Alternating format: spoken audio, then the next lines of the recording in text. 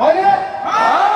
আৰু আমি শ্ৰমজীৱী মানুহ, হিন্দুৱে কওঁ বা মুছলমানে কওঁ, খ্ৰীষ্টানে কওঁ বা জৈনে কওঁ, মিয়াই কওঁ বা আহোমে কওঁ, ব্ৰাহ্মণে কওঁ বা কলিতাই কওঁ, যি জাতিৰে মানুহ নহওঁ কিয় আমি শ্ৰমজীৱী মানুহকে এই ধুমুহা থকাৰ পাছতো এতিয়াও আত্মা জীয়াই ৰাখিছো।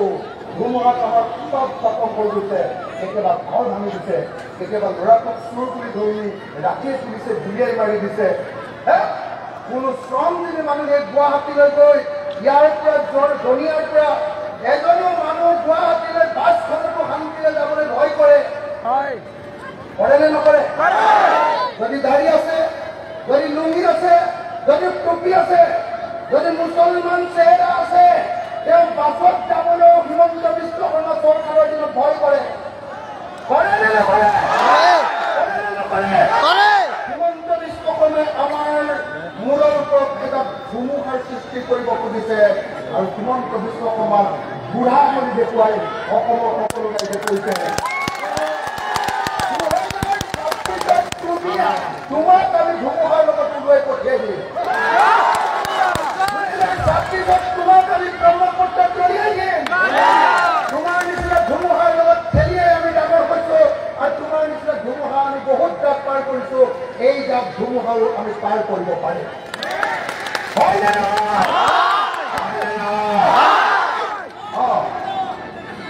এইটোৱে জয় জুবিন দাদা কৈছে, জুবিন দাই কেতটো কথাই কৈছিলে, সেইটো মনত পৰে দিয়ক।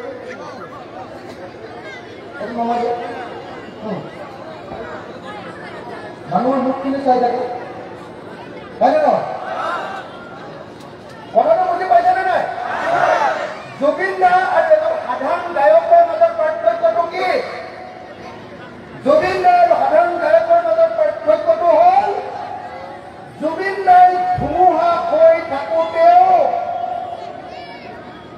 ধুমুহাৰ লগত যুঁজিবৰ কাৰণে আমাৰ মানুহক সাহস দিছে, হয়নে? আন্ধাৰৰ সৈতে কি বুলি কৈছে? কি বুলি কৈছে? বহুদিনৰে আপোন, বহুদিনৰে আপোন, বহুদিনৰে আপোন। আন্ধাৰো যে মোৰ বহুদিনৰে আপোন। কি বুলি কৈছে? আন্ধাৰো সঁচা মোৰ, আন্ধাৰো যে মোৰ বহুদিনৰে আপোন। তাৰমানে কি? গোটেই সমাজখনত আন্ধাৰ কৈছে, মই গোটেই জীৱন আন্ধাৰতে আছো। আন্ধাৰ যিটো বেয়া বস্তু, সিও মোৰ আপোন হৈ গৈছে।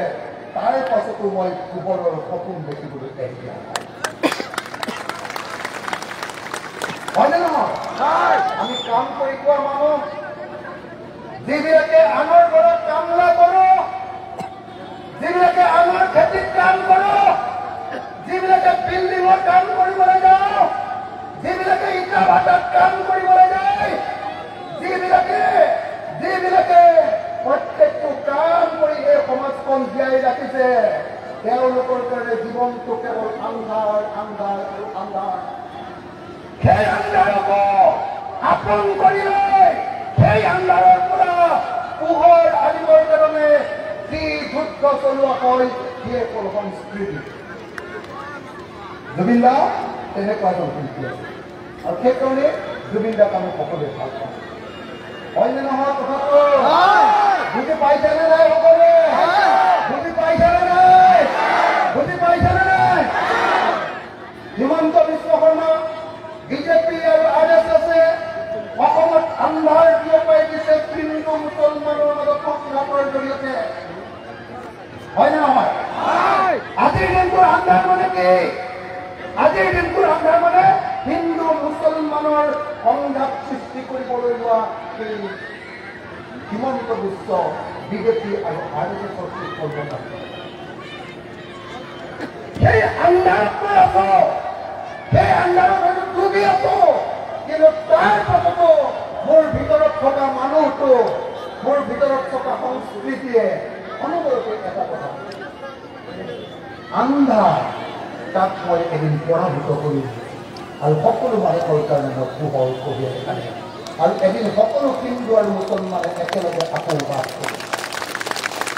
হয়নে নহয়? হয়নে নহয়? আমি হিন্দু, মুছলমান, খ্ৰীষ্টান, জৈন, বৌদ্ধ, শিখ সব জাতিৰ মানুহ একেলগে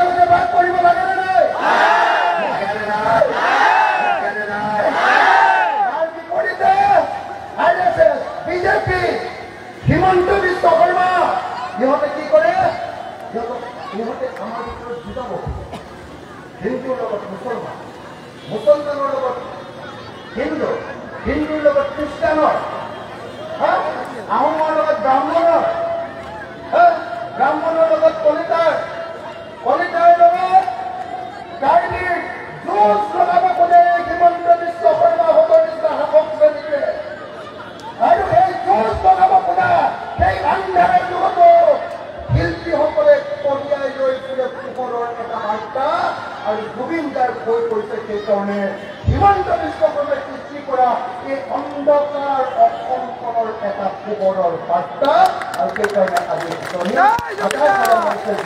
জুবিন গাৰ্গ আপোনালোকে মৰম কৰিবলৈ আহিছে জুবিন গাৰ্গ শ্ৰদ্ধা কৰিব জয় জুবিন জয় জুবিন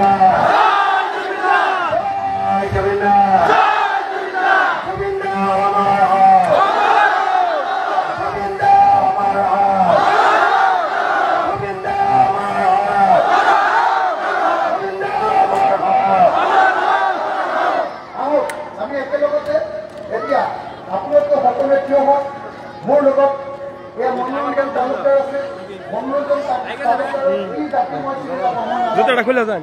মই অখিল গগৈ মোৰ কি জাতি আপোনালোকে হয়তো চিনি নাপায় মোৰ কাগজ আছে আপোনালোকৰ এজন প্ৰিয় বিধায়ক আপোনালোকৰ এজন যোগ্য বিধায়ক সেই বিধায়কজনৰ জাতি কি ধৰ্ম কি সেইটো মোক নালাগে আমি একেলগতে এতিয়া কওঁ যে আমি অসমীয়া জাতি একত্ৰ হৈ জীয়াই থাকিব লাগিব লাগিবনে লাগিবনে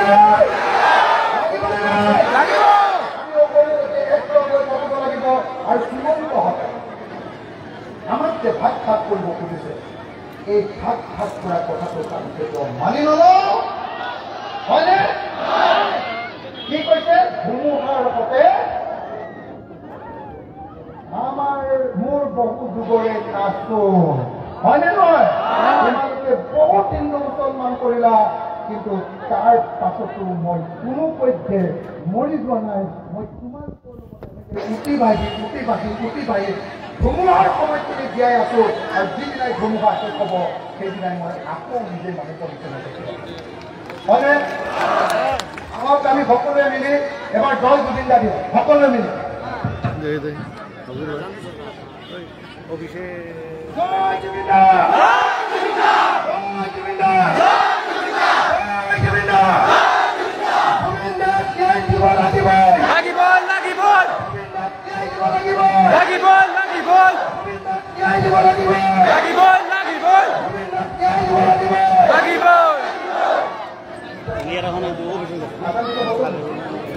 তেতিয়াহ'লে মই আৰু বক্তৃতা নিদিওঁ আপোনালোকে কৈ মই মোৰ বক্তব্য সামৰণি মাৰিছোঁ সেই কথা ক'বলৈ আছিলে কিন্তু এতিয়া কোনো মধ্যে সময় নাই আগাম দিলে গতিকে মই মোৰ বক্তব্য এতিয়া ইমানতে সামৰণি মাৰিছোঁ ধন্যবাদ জয় আশা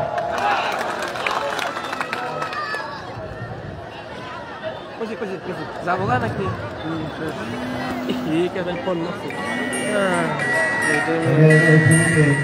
আমাৰ আজিৰ কাৰ্যসূচী সমাপ্তি ঘোষণা কৰিছে জয় জুবিন গাৰ্গ